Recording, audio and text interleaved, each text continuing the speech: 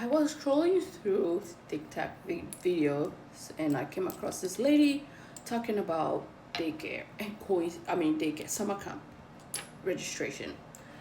And I went through such a terrible time last summer. You know, if you can identify with this, especially as a single mother, as the default parent, I'm going to do a video talking about default parents in a minute. Just applying my vitamin C to my skin while I talk about this because I was so frustrated. It's January. Oh my God. Last summer, I struggled so much to keep up with work and the kids being at home. As much as I love my kids, as much as majority of my work, I'm blessed to be able to do it from home.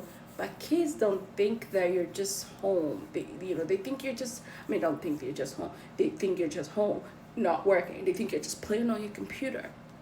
Even when you're on meetings, they want to come in and ask you about snacks and talk about snacks, how expensive snacks have become. And I'm going to stitch her video, but I'm doing it also from the perspective of a single mother or as a default parent. And majority of time, the default parent is the single mother, the mother. You can be married and single, and you're doing the things, and you're taking care of all the monies. But I'm focusing on how expensive summer camp is in January already, and I had to sign up. And I had to sign up for, I think started from like the third week or so of June. There's a week or so where there's no dates available and the kids are already out of school. So I have to figure out what to do during those days. And in my town, they have programs for kids in summer, but it's like this horrendous process where you have to log in by 8 a.m. All the thousands of people in the town had to log in by 8 a.m. by, I think it's by March or somewhere in April. And it's like this fever of pain, and it's so expensive. Like each child is anywhere 300 to 400 plus something, depending on how the camp is gonna be like. Like if they're gonna include activities, going out or swimming, blah blah, which is all great. We want our kids to have fun during the summer. And if you're using summer camp as daycare where they can be safely taken care of while we make our monies, like we want them to enjoy themselves, not feel like bored. And these fees don't even include lunch or snacks. And I'm literally sitting there like, this particular one that I signed up for, you have to pay 40 to 50% deposit on each week per child. And I was like, this is like, we're spending close to $4,000. Some people are spending up to $10,000 per child for summer camp. And if you're a single mom, and your co-parent or parent really just gives you a set amount, and this summer camp stuff is not even included in the agreement.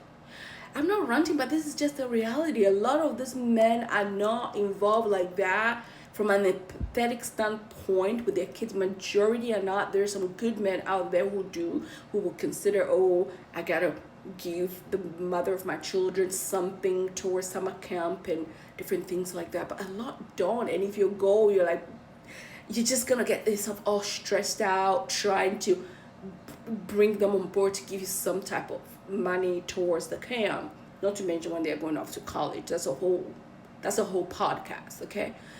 And then talk about sleepaway camps. Sleepaway camps are even more expensive. Sleepaway camps, I had one of my kids try it for a week-ish last summer, and the 1 week was like 35 plus sun. Like I was like, I can't even think about doing it every year, even though she had a good time being away from home and making some new friends, which she's still friends with some of the kids. But what's your experience like registering for summer camp in your town? And cost-wise, and how's registration like? Do you register? Are you registering? Like I had to register now because it's closing. Like even when I went in last week or 2 weeks ago to register, a lot of the spots were all already being taken, and I was like, wow. Just like I just was like, let me see if it's already open in that particular program. It's like YMCA. And I was like, wow, what if I had not done it? I wouldn't have had any spots. I can count off on my town. And even if you're rallying babysitters in my town, it's not always guaranteed, because some of those high schoolers and college students who do it, they're not always available. You can't rely on that. And trying to get somebody from some of those babysitting companies, you never know who you're getting. And I just don't like leaving my kids with anybody. And I can't rely on a parent who want to show up when it's convenient for them. And this is the realities of some of us moms. And this is not, we have not advocated for ourselves to take care of our children. As much as we love our children, it takes two reasonable parents who are fair and wants the best for their kids. But we don't always get those men like that.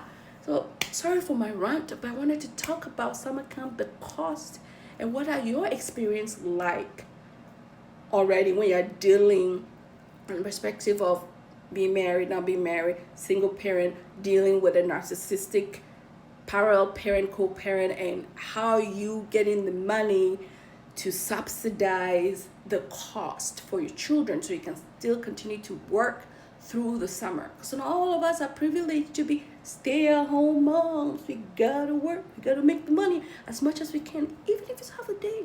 Let me know your experience with this. Bye, love you.